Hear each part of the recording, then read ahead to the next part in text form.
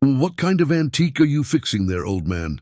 The voice cut through the furnace-hot air, sharp as a wrench dropped on steel. It came from a young Marine sergeant, standing at the edge of Hangar 6, arms folded, smirk glinting under the desert sun. Around him, two other Marines paused their work, the kind of pause that comes not from respect, but from curiosity, the promise of entertainment. The old man did not look up. Sweat traced lines down his dust-marked face as he tightened a bolt on the underbelly of the grounded FA-18. The jet, dull grey and scarred from years of service, reflected the desert light in broken shards. Its panels bore streaks of oil and sand, like wrinkles on a veteran's skin. The man's name, stitched in faded letters on his coveralls, read W. Hanlon, though few ever used it.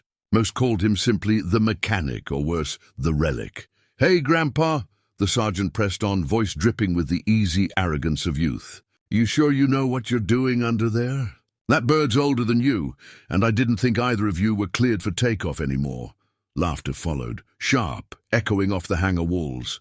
Ward Hanlon said nothing. He wiped his hand on a rag, checked a gauge, and reached again for his wrench. The motion was slow, deliberate, the rhythm of a man who'd done this work long before the others were born. The sound of the tool tightening the bolt drowned the laughter for a moment, a single honest sound amid the noise of mockery.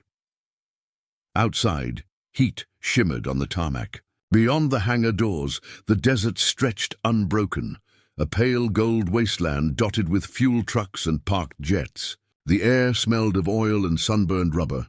Somewhere, a generator droned like a tired heartbeat. "Don't ignore your superiors, old-timer," the sergeant called again, louder this time. His name tag read Sergeant Keegan, a man who carried his youth like armor, convinced it made him untouchable. He stepped closer, boots clicking on concrete. "When I ask you a question, you answer, understood?" Ward leaned out from beneath the aircraft, his weathered eyes squinting against the glare. "I answer when there's something worth answering," he said, voice steady but low. The laughter died for a moment. The younger Marines exchanged glances, the kind of look that said, "Did he really just say that?" Keegan's smile returned, colder now. "Careful, civilian. You may think that old badge on your chest still means something, but around here, you take orders. You're just a contractor." Ward glanced down at his chest. The simple maintenance patch with his name and serial number, threadbare from years of washing. He said nothing. His silence was a kind of defiance, calm, immovable, infuriating. The sergeant took a step closer, casting his shadow over the old man. "Tell me, Hanlon," he said, voice tight, "why does command keep an old rust bucket like you around? You slowing everyone else down? Maybe they're just waiting for you to hang up that wrench for good." Ward looked past him, to the open desert. Heat waves danced like ghosts over the sand. "Maybe they keep me because the planes still fly," he said quietly, and turned back to his work. The words hit harder than a shout. The younger Marines fell silent for a breath, pride stung but unsure how to answer. Egan's jaw tightened, and he forced a short laugh to cover the moment. "Sure thing, old man. Just try not to break anything before the Admiral gets here," he said, motioning to his squad to move along. At the word Admiral, a murmur rippled through the hangar. Even Ward paused, the wrench still in his hand. An inspection. Word had been going around all week. Admiral Collier visiting from command to evaluate maintenance readiness. The base had been buzzing with it. Fresh paint on hangars, perfect formations on the runway, everything made to gleam for 30 minutes of judgment. Keegan noticed the pause. "Yeah, you heard me. Admiral Collier himself. Big day for the base. Maybe if you're lucky, he won't notice that heap you've been babysitting." Ward tightened the last bolt and rolled out from beneath the aircraft. He stood slowly, knees stiff, back straight despite the years. His grey hair stuck to his forehead, his hands blackened with grease. He looked over the jet, the machine that had outlived its prime much like himself, and gave a small nod of approval. "She'll run," he said simply. Keegan smirked. "Right. Maybe you'll tell him that when he asks who's responsible for all the antique junk taking up space on his runway." The old man didn't answer. He walked toward the tool bench, each step steady, the kind of steady earned through storms. He picked up a small patch from the corner of the table, the edge frayed, the colors faded almost to nothing. He brushed a thumb across it once and tucked it back into his pocket. No one noticed. The Marines drifted away, their laughter scattering like dust in the wind. Soon, only the hum of machines and the distant whine of a taxiing jet filled the hangar again.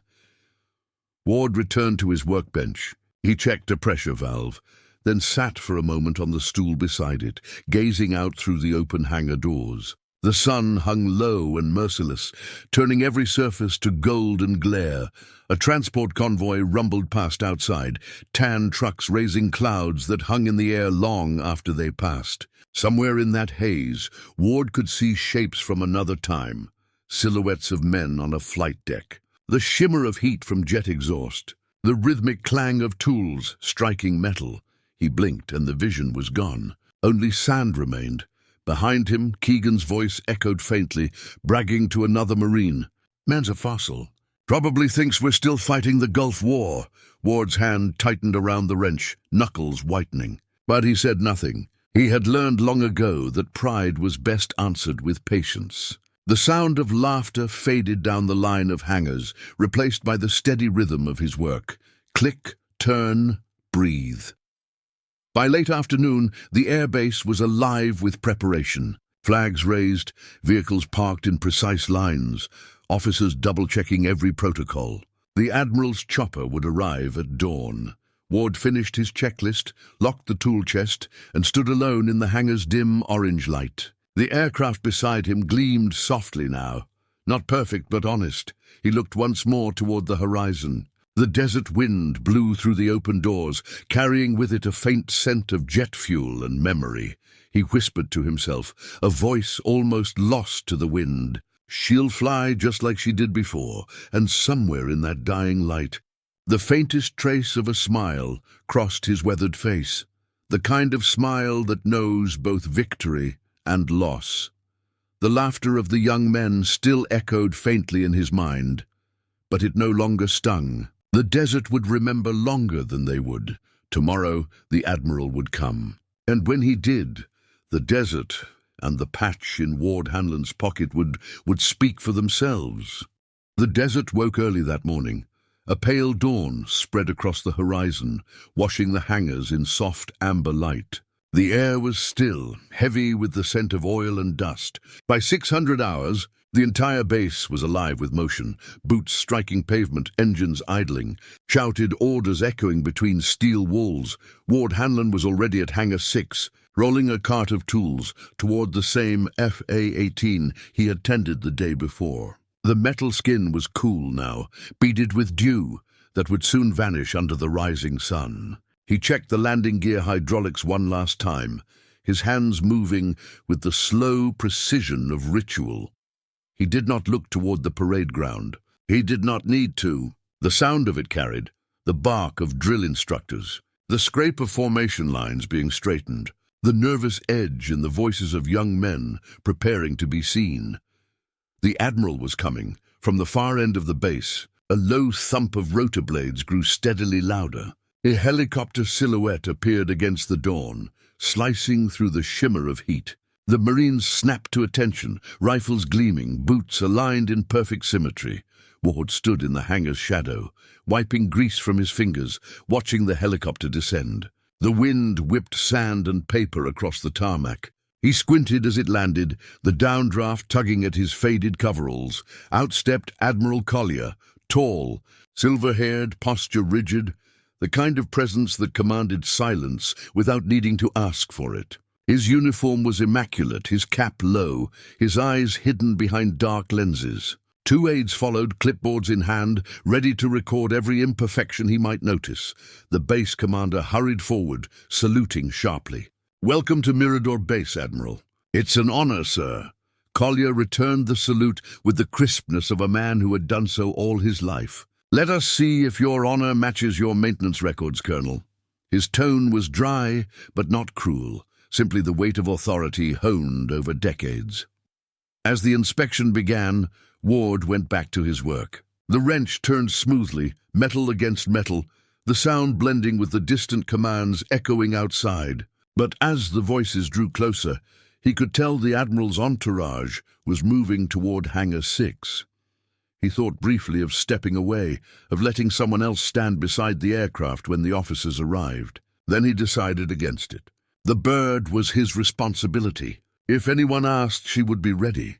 The sound of polished shoes approached. A moment later, the hangar's echo changed. Footsteps and the clipped rhythm of inspection chatter. Ward looked up briefly. The Admiral stood in the open doorway, the sunlight behind him turning his outline almost white. Colonel Anders gestured toward the aircraft. "One of our older models, sir. This one's been kept in rotation for training and systems testing, maintained primarily by civilian contractor Ward Hanlon." The Admiral's gaze shifted to the old man. "This one?" Ward nodded once, polite but reserved. "Morning, Admiral." The younger Sergeant Keegan was there too, standing just behind the group, his uniform starched, face smug. He saw his opportunity and stepped forward. "With respect, sir, Mr. Hanlon here has been holding us back a bit. Takes his time. Old habits, you know." A faint smile tugged at one of the aide's lips, quickly hidden. The Admiral's eyes, cold and sharp, turned toward Keegan. "Old habits," he repeated softly. Then he looked back at Ward. "What habit is that, Mr. Hanlon?" Ward met his gaze without flinching. "Checking twice before I sign off, sir." The Admiral studied him for a long moment.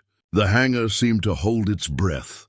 Then Collier turned away, continuing his inspection around the jet. "Show me the maintenance logs." Keegan exhaled, relieved the moment had passed. He handed over the clipboard, eager to impress. "All up to date, sir. This bird's been through final checks last night." Collier flipped through the pages, his gloved finger pausing over one entry, an old notation in faded ink. The handwriting was neat, almost formal. "This one's yours?" he asked, looking toward. "Yes, sir. That was the left intake repair. She cracked from sand impact last month." The Admiral's gaze lingered on the page, then back at the jet's fuselage. His tone was quieter now, almost thoughtful. "You kept her flying," Ward nodded once. "Always have, sir." The air in the hangar shifted. Not much, but enough for Keegan to sense he'd lost control of the moment. He spoke again, trying to recover. "With respect, Admiral, we've got newer aircraft ready for review. This one's practically from another era." Collier said nothing at first. He moved closer to the jet, running a gloved hand along the side, tracing the faint scars of old paint. Then his fingers stopped near the cockpit, where, stitched into Ward's sleeve, something caught his attention. A patch. Small, frayed, half hidden under a fold of fabric, but unmistakable. The symbol was old. A red-winged falcon diving through a ring of fire, its talons clutching a bolt of lightning. Marine Aviation Squadron 214, a unit long decommissioned after the Gulf conflict. Collier's expression froze. The others noticed the silence. "That patch," he said quietly. "Where did you get it?" Ward looked down, almost as if he'd forgotten it was there. "This old thing? Just a keepsake, sir." Keegan laughed lightly. "See what I mean? The man likes souvenirs. Probably bought it off eBay." The Admiral did not move. His eyes stayed fixed on the patch. Beneath the formality, something older stirred. A flicker of memory, the kind that smelled of salt air and burned jet fuel, the kind that never truly leaves a man. He spoke again, his voice lower. "That unit, that was Falcon Wing, wasn't it?" Ward met his gaze, the first hint of something deeper crossing his face. "Yes, sir." "A long time ago." The silence stretched. Collier stepped back, the weight of recognition settling in. "I flew with Falcon Wing," he said finally. His tone was quiet, but edged with something sharp, disbelief mixed with reverence. "That was 34 years ago." Ward nodded once. "Then you already know the patch isn't for show." The Admiral's eyes softened slightly, though his jaw stayed set. "What was your call sign?" Ward smiled faintly, a tired curve of the lips. Dusty, it was enough. The name hit like a spark thrown onto dry fuel. The Admiral's gaze flickered, memory catching flame. Before anyone could speak further, the Colonel stepped in. "Admiral, the rest of the flight line is prepared for your review, sir." Collier's tone returned to its formal calm. We'll continue shortly. He turned once more toward Ward. Mr. Hanlon, I want this aircraft included in today's evaluation, personally. The aides scribbled notes. The colonel looked surprised. Keegan looked pale. As the entourage moved away, Ward exhaled slowly and returned to his tools. The wrench felt heavier now. Outside, the sound of the helicopter blades faded into the open sky, replaced by the hum of the desert wind. For the first time in years, the name Dusty echoed in Ward's ears, not from mockery, but from memory, and somewhere beyond the sun-bleached runway, the past began to stir. The desert had a way of swallowing sound. Even the distant rumble of engines faded quickly, lost in the dry wind that rolled across the tarmac. By mid-morning, the inspection had reached the flight line. Polished aircraft stood gleaming under the relentless sun, each one waiting like a soldier at parade rest. But Hangar 6 was quiet again. Only Ward Hanlon remained, seated on his stool beside the FA-18, eyes distant, mind somewhere else. He could still feel the Admiral's gaze from earlier, not the scrutiny of rank, but the searching look of recognition. Falcon Wing. The words had stirred something deep and heavy inside him, something buried for decades beneath work and silence. He took the old patch from his pocket and turned it in his hand. The colors had long faded, the red of the falcon, the gold ring, the faint lettering of VMA 214. He brushed off a speck of dust and held it up to the light. For a moment, the heat shimmered before his eyes, and the hangar changed. The desert floor became the rolling deck of a carrier bathed in the smoke of war. The air was no longer dry, but thick with salt and jet fuel. He could hear the whine of engines winding up, the clipped radio chatter of pilots waiting for launch, the rhythmic clang of tools striking metal under red battle lights. He was young again, 30, maybe did the crew chief for Falcon Wing, his coveralls spotless. His headset pressed tight against his ears as he shouted over the roar of turbines. "Bird 3 ready, Dusty?" came the voice over the headset. "Roger that," he replied, checking the gauges one last time. "Fuel flow green, hydraulics steady. You're clear to light it." He remembered the heat of the exhaust on his face, the smell of burning fuel, and the trembling of the deck beneath his boots. The pilot gave a thumbs up, the catapult officer signaled, and the jet screamed into the dark sky. That pilot, Lieutenant Collier, had been barely 25 then. Eager, fearless, always the first to volunteer. Ward remembered the grin under the visor, the cocky salute before every flight. The memory shifted. Sound collapsed into chaos. A flash of light, alarms blaring, smoke curling up from the far end of the carrier. A jet had crashed on approach, fire spreading fast. Ward had been on the deck before the sirens finished wailing. He could see the burning wreckage, smell the acrid sting of fuel and scorched paint. Men shouted orders, some running toward the flames, others dragging hoses across the slick metal. Someone still in the cockpit. A voice yelled. Ward did not think. He ran. The heat was unbearable, metal popping from the pressure, flames clawing at his sleeves. He forced the canopy open with a crowbar, hands blistering, lungs filling with smoke. Inside, the pilot was unconscious, trapped by a twisted harness. He pulled with everything left in him. The strap tore. He dragged the young officer free, collapsing together just as the wrecked fuel tank erupted behind them. The shockwave knocked them both flat.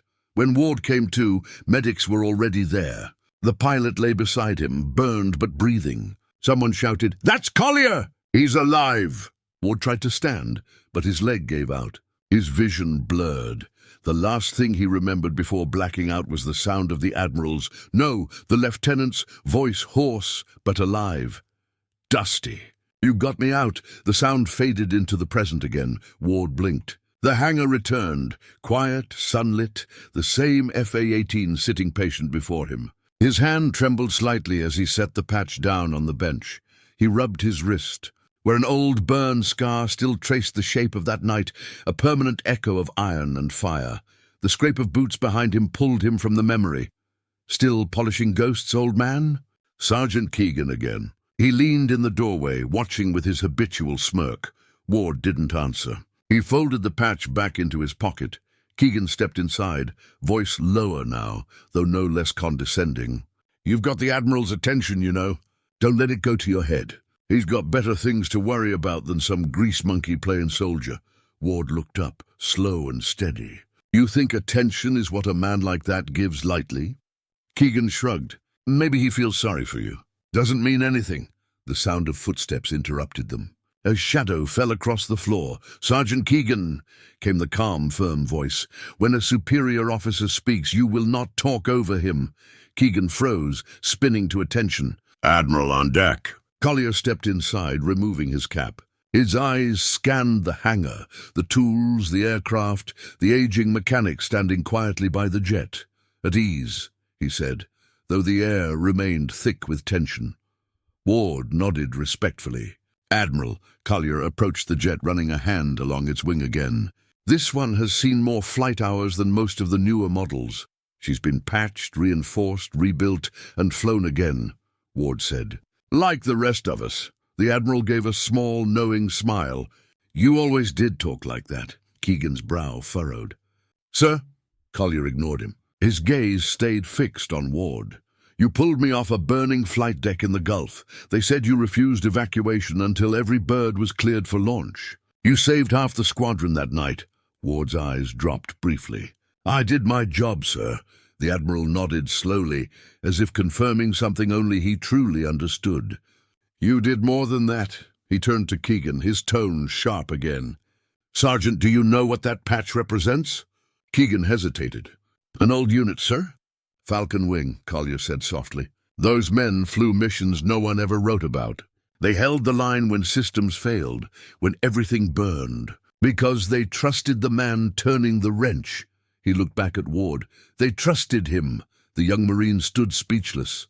Ward shifted slightly, uncomfortable with the attention. "Sir, I didn't keep the patch for medals or stories. It's just a reminder of who we were, of what it cost." Collier nodded. His expression softened, the rigid mask of command easing for the first time that day. "I remember what it cost, and I remember who paid most of it." The Admiral turned to leave, his voice quieter now. "Prepare this aircraft for flight certification tomorrow morning. Personally, I want it to be the first one I review." Ward straightened. "Aye, sir." As the Admiral walked away, Keegan remained frozen, uncertain whether to salute or apologize. The silence that followed was heavy, almost sacred. Ward returned to his bench, lifting the patch once more. He pressed it flat against the wing for a moment, letting his palm rest on the cool metal. In his mind, he could still hear the roar of engines, the fire, the shouting, and the young voice that had once called his name across the smoke. Now that same voice wore stars on its shoulders, and tomorrow the past and present would meet again, under the desert sun, beside a jet that still refused to die. The dawn came pale and red over the desert horizon, streaking the flight line in ribbons of gold. The air was still cool, but by noon it would turn into furnace heat again. Hangar 6 was already alive. Mechanics moved with steady rhythm, preparing for the Admiral's final inspection. Tools clinked, radios hummed, and the FA-18 stood polished like a monument, sunlight glinting off its wings. Ward Hanlon had been there since before sunrise. He worked in silence, tightening, wiping, checking, until every bolt on the bird felt right. There was pride in his movements, but it wasn't about showing off. It was about respect for the machine, respect for the men who once trusted him with their lives. The young Marines watched him from a distance, whispering among themselves. The story had spread overnight. The Admiral knew him. The Admiral owed him. But to most of them, it sounded like legend. The kind of story old men told in bars, not something you'd see played out on your own base. Sergeant Keegan arrived late, his usual swagger dulled. He carried his clipboard like a shield, eyes flicking toward now and then, but saying nothing. At precisely 0900, the sound of engines signaled the arrival of the Admiral's convoy. Vehicles rolled to a stop near the hangar. The entire maintenance crew snapped to attention. Admiral Collier stepped out, crisp and composed, flanked by 2 aides and the base commander. He paused briefly, scanning the line of Marines before walking straight toward the hangar. The atmosphere shifted. Conversations died. Even the wind seemed to quiet.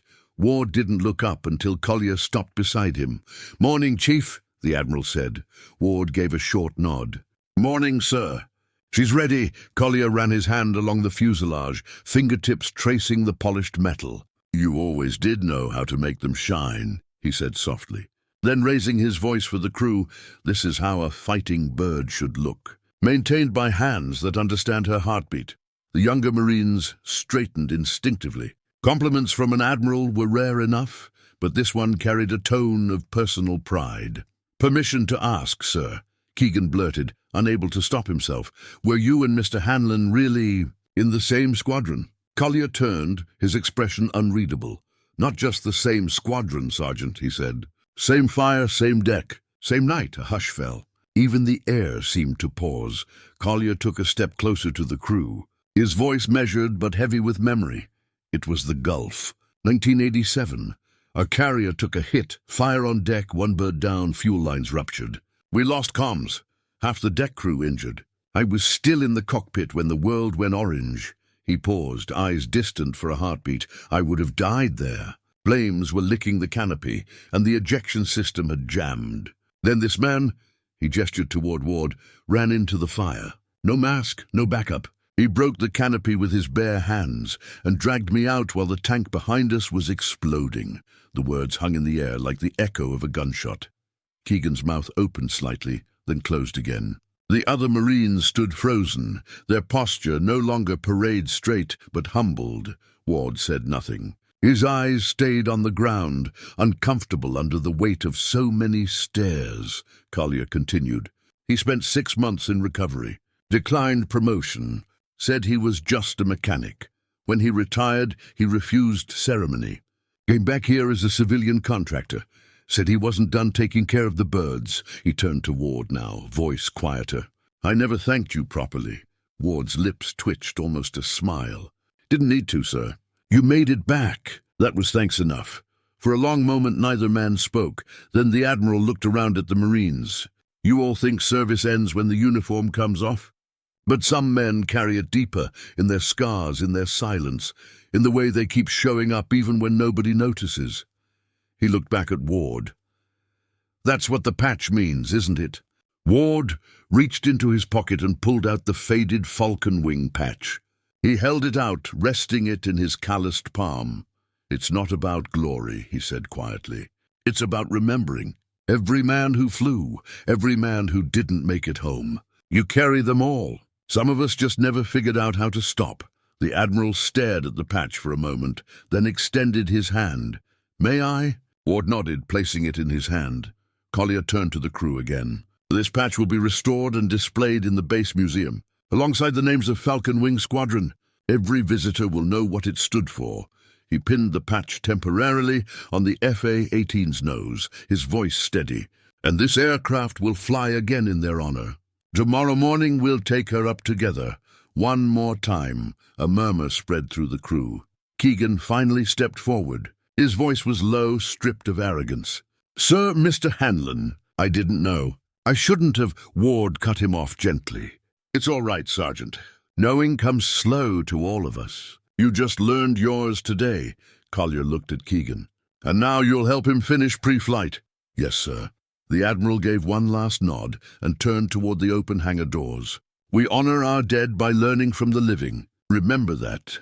As he left, Ward exhaled slowly, the weight of the past easing off his shoulders for the first time in years. Keegan stood beside him awkwardly, then spoke after a pause. "You really flew with him?" Ward smiled faintly. "No, son. I just made sure he could." Outside, the sun climbed higher, spilling light across the tarmac, touching the faded wings of the old jet, and the patch that once symbolized everything. Tomorrow, it would fly again. Not for glory, not for rank, but for memory. The desert was quiet before dawn, wrapped in a thin silver haze. From the far end of the runway, the FA-18 gleamed under floodlights, reborn, proud and ready. Ward Hanlon stood beside her, the patch freshly sewn to his sleeve. It was the same falcon wing emblem he had carried for decades, now bright against the faded fabric of his coverall. His hand rested on the aircraft's skin, tracing its cool metal like one might trace an old scar. He whispered something the others could not hear. Inside the hangar, young Marines moved carefully, their laughter gone. They worked with respect now, speaking in low tones as they double-checked lines and panels. Even Sergeant Keegan was there early, sleeves rolled up, smudged with oil, following every instruction without a word of complaint. When Admiral Collier arrived, he wasn't in full uniform. He wore a flight suit, the same faded kind the pilots used to wear during the Gulf years. There was something almost peaceful about him, as though he had come not for ceremony, but closure. "Morning, Chief," he said, approaching Ward. "Morning, sir," Ward replied. "She's ready."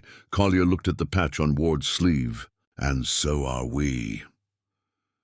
The two men shared a brief smile, the kind of smile that carries 1,000 unspoken things. Friendship, survival, loss, gratitude. The flight deck crew assembled near the tarmac as the FA-18 was towed into position. The sky had turned from silver to gold, and a faint wind carried the scent of heat and dust. Ward climbed up the ladder slowly, knees stiff, movements deliberate. He wasn't flying, not really, but he wanted to check every gauge himself, the way he used to. Collier stood beside him, looking out at the horizon. "I kept dreaming about this place," the Admiral said quietly. "The sound of the engines, the heat on the deck, the smell of fuel. I thought it would fade with time. It never does," Ward said. "You just learn to live beside it." Collier nodded, eyes glistening with something between pride and sorrow. Keegan stepped forward, holding out Ward's helmet. "Sir, I mean Mr. Hanlon. Thought you might want to wear it for the start-up sequence." Ward took it gently, inspecting the scratches, the faint letters WH still etched near the rim. "She's older than some of you," he said with a faint chuckle. Keegan grinned, but there was humility in his voice. "Guess we all got something to learn from the old gear." Ward nodded. "The trick's not just keeping it running, Sergeant. It's knowing why it should keep running," the Admiral signaled to the tower. Engines whined, rising from a low hum to a steady thunder. The ground trembled lightly. Ward stepped back, the noise washing over him like a memory made real. His eyes watered, not from emotion alone, but from the force of it, the sheer life in the machine he had served longer than any rank or title. Collier climbed into the cockpit, checking switches and gauges. Then he looked down at Ward, ready to light her up. Ward gave a slow nod. "Let her breathe, sir." The jet roared, the twin engines flaring in perfect symmetry. Dust lifted from the runway in curling waves. Marines lined up, hands shielding their faces, eyes locked on the aircraft. None spoke. None moved. They simply watched. The FA-18 began to roll, slow at first, then faster, wheels rattling over the seams of the tarmac. The roar built into a deep, living growl as Collier pushed forward. Ward stood motionless, one hand raised in silent salute. The jet lifted cleanly off the runway, slicing through the morning light like a blade of silver fire. It climbed higher, circling once over the base. From below, it looked almost like the old emblem, the falcon wing, reborn in motion. For a long minute, the only sound was the echo of the engines. Then the radio crackled softly through the hangar speakers. "For the ones who kept us flying." Ward's lips tightened, and he blinked hard. As the jet disappeared into the horizon, Keegan turned toward him. "You okay, sir?" Ward chuckled faintly, just thinking how quiet it gets when the sky takes one of its own. The young sergeant nodded, unsure what to say. Ward walked slowly back toward the hangar, the heat beginning to rise, the sand starting to dance. He looked back once more, just once, at the empty runway. For a moment the sunlight caught the patch on his sleeve, making the falcon seem alive again. He spoke softly, not to anyone in particular. "They always come home." "One way or another." Collier returned an hour later, helmet tucked under his arm. He walked straight to Ward and handed him a folded flag and a photo, the old Falcon Wing Squadron, frozen in time. "Thought you should have this," the Admiral said. The museum can have the stories. The memories belong to you. Ward took the photo gently, running a thumb across the younger faces, some of them long gone. We were just kids, he murmured. Collier smiled. And somehow, we grew into men because of it. They stood together in silence, the kind that carries peace rather than pain. Behind them, the Marines began cleaning the hangar. Quietly, respectfully. There was no mockery now, only understanding. Keegan approached, wiping his hands on a rag. Sir, when you said it's not about glory, I think I finally get it. Ward looked at him, then at the aircraft. Good, then maybe you'll pass it on someday. That's how we keep them alive. The Admiral extended his hand one last time. It's been an honor, Chief. Ward shook it firmly. The honor was flying with men like you, sir. The two men exchanged a final nod, then parted, one walking toward the command car, the other back into the hangar's shadow. Ward placed the photo on the tool bench beneath the hanging flag and sat for a moment in the stillness. The desert wind moved softly through the open doors, stirring the edges of the flag and carrying with it the faint echo of an engine, fading, yet eternal. He smiled to himself, whispered under his breath, "The sky remembers." Then he returned to work, as if nothing had changed, though everything had. If you were moved by this story, take a moment to remember those who kept the engines running, the decks safe, and the skies free. Their silence built the wings we still fly on.